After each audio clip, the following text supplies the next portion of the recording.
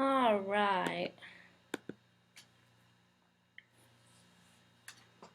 Alright, so today in gym class we actually started learning how to play badminton, right? We learned the fundamentals, we learned serving, but we want to actually learn about the history of badminton, why we play it, right? Like, why is it important? I don't just throw it randomly in the lesson to say, hey, we're playing this today to take up time, right? There's a reason. So we're going to discuss badminton. Hit me with your best shot. So where did it start, right? Every sport has an origin. Someone wasn't just sitting around and said, hey, let's throw this around. It seems like a good idea. But it actually was started 2,000 years ago and was known as battledore, right? It sounds pretty extreme. And it started in ancient Greece, India, and China. There's a few different theories, but we're going to focus on the one in India. So how did this game really come to be? Well, it started off as a backyard game for the wealthy, right? It was pretty prestigious. In 19th century British India, the British soldiers stationed there actually started playing it. They used paddles, woolen balls. They didn't have a net, they just passed it back and forth, okay? And it was called Pune, after the town that started playing it. So what's the big deal, right? Why does it matter that we know this about badminton? Like, why is it even important? We don't really play it in the U.S. Well, it's actually one of the newer Olympic sports. It's one of the most recently added. And due to this, its international popularity grew, okay? So we started picking up saying, hey, this is something kind of interesting to play. We're always down for new sports. And it now has more airtime on television. So you'll see badminton matches on cable. It might be a more premium channel cable, but it's on there. And it's fun, right? So let's take a second. For a moment, just consider why we're learning how to play this sport, right? More than welcome to pause the video. Think about it if you need more time. But why are we learning to play this sport, right? It's kind of important in the gym class because that's what we're about. So how do we get the name badminton? The name comes from the Badminton House in Gloucestershire. And if I didn't say it right, I probably didn't. But this is the ancestral home of the Duke of Beaufort. And this is where the sport was actually played in the last century. And lastly, this house is now the base for the International Badminton Federation, or IBF. So who started playing under the IBF, right? It actually had 9 original members. And we'll see the US isn't on there, they joined later. But it started off with Canada, Denmark, France, England, Netherlands, New Zealand, Ireland, Scotland, and Wales. So these were the 9 original members that started playing it. They wanted to keep it around. So, like, did this IBF, did they ever really become popular, right? We wonder, we haven't really heard anything about it ever. Well, the U.S. actually joined 4 years after it started in 1934. Membership boomed after the Olympics Games, which included badminton in Barcelona, right? So after it started in 1992, we saw it played. We're like, hey, this is pretty nifty. We should probably get into this. So, did they give away trophies, right? That's the big question. What was the prize for playing this sport? Well, it began with the TEMS Cup. It was the Men's World Team Championships in 1948. This was the first cup, and of course, it was only a men's league. But it's now at 7 championships as cups. It is the Uber Cups, which is the ladies' team, the Suderman Cup, which is the world teams, World Juniors, which is for younger, the World Cup, the World Championships, and the World Grand Prix Finals. Alright, so we're at 7 now. We're getting up there in trophies and cups. It's pretty sweet. So the road to the Olympics, right? It wasn't as easy as everyone thinks. It wasn't picked up like baseball or basketball in America, which is our more popular sports. It began as a demonstration in 1972 in the Munich Olympics, right? They put it on the sign and said, hey, if you guys want to learn how to play, this is how we do it. We'll demonstrate for the entire world, but it's not something we can win trophies in or actually play competitively at this point. It was officially a sport in the 1992 Barcelona Olympics, right? You've heard me mention it like a million times. But only singles and doubles were introduced. So we had one-on-one or 2 males versus 2 males, 2 females versus 2 females. But mixed doubles were introduced in the 1996 Atlantic doubles, right?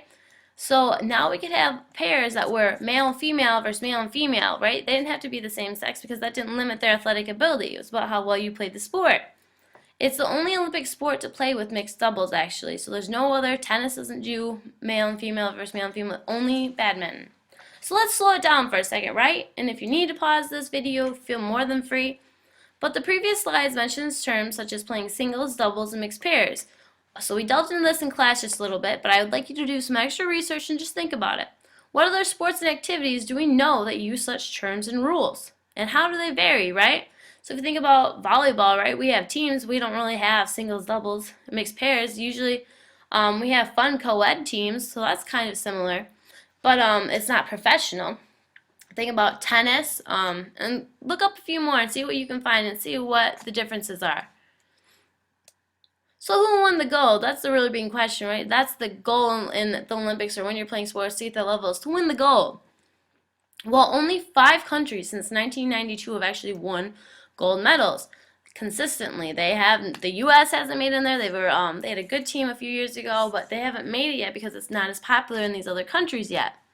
So we have China, Indonesia, Korea, England, and Denmark, right? 5 consistent countries that haven't let go of the gold. For a fun fact, though, Susie Santi was from Indonesia, right? And she won the gold in the women's singles in Barcelona, 1992, first games, right? Ironically, her future husband, Alan Budi Kusuma, won Indonesia's 2nd gold medal in the men's singles, right? So it's rare to get 2 gold medals from a country, usually at this point, but to get them from like a couple eventually in later years, that's crazy. So what changes have they made to the game of badminton? I'm not talking rules, I'm more so talking equipment, right?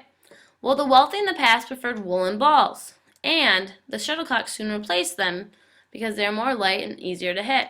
However, they also used to use paddles, which later switched to rackets. And we also put up a net, which never used to, they just passed back and forth. Now we have a net, which is out like volleyball. So here's some things I bet you didn't know, right?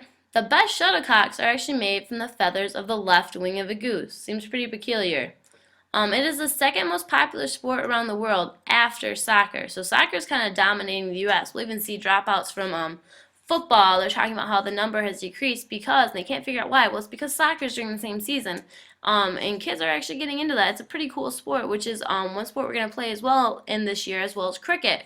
So there's more sports from around the world that are getting introduced into the American culture, and we're taking them on. So badminton shouldn't be too far behind, right?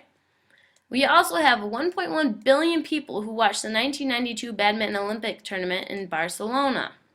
So that actually sparked a lot of curiosity about the sport.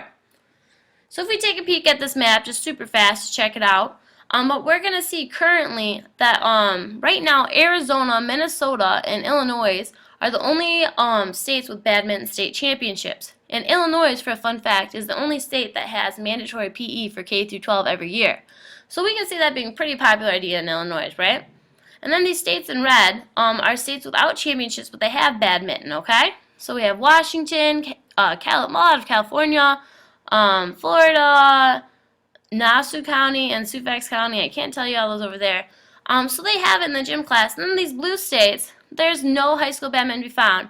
But it varies. Like, I'm from a very small school in the Thumb, and in Michigan, we actually did play badminton in our PE class. Like, that's where I learned to like it. And in college, we had a badminton course when I was here at SVSU.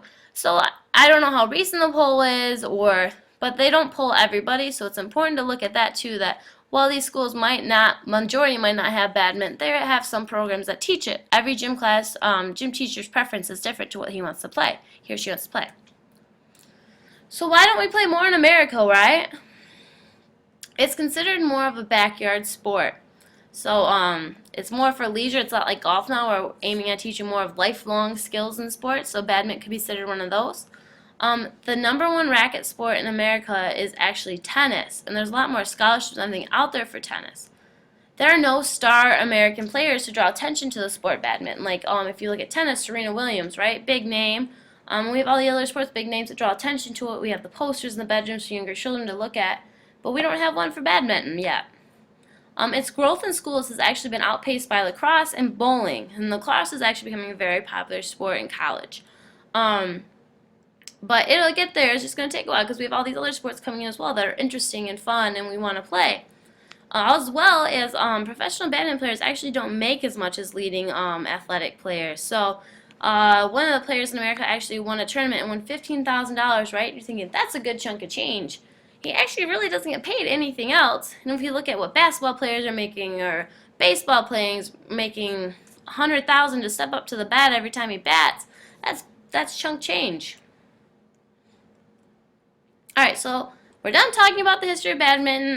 We're going to bring it up in class when we warm up because I want to make sure everyone's seen this video because it's important to understand where the sports come from when we play. And we're going to do this for every sport, right? It's important to understand the history and why we play it and where it came from because maybe you could create a sport someday and it's going to be your famous story in this and you'll want me to teach it. But let's think about it. In the beginning of class tomorrow, I would like to have a one-page response on why or why not you would like to continue playing badminton in the gym class, okay? So double space, 1-inch margins, turn it in for the evening class. We're going to talk about it a little bit. Why don't you really think it should be something we play, and why do you think strongly maybe it's something we should play? I'd just love to hear your opinions because maybe it'll impact how I teach it next semester. Thank you very much. Have a wonderful night, guys.